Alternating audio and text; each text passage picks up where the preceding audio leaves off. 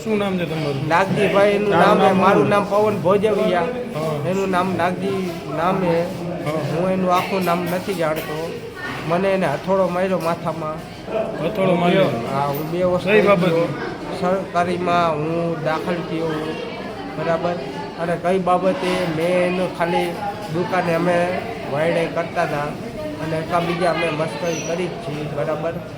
અમે ખાલી મશ્કરી કરતા હતા.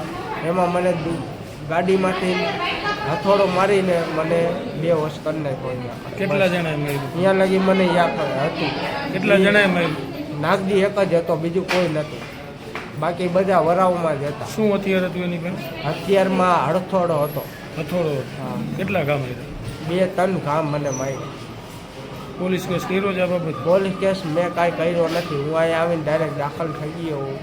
મને કાંઈ ભાન નથી.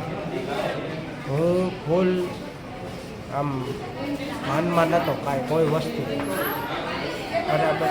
સામેવાળો નશાની હાલતમાં હતો? ના, નશાની કોઈ વસ્તુ એવું કાંઈ નથી કે સામેવાળો કે હું કોઈ નશામાં નહોતા. અમે ખાલી મને હથોડો મારી લીધો એટલે હું સૂઈ ગયો.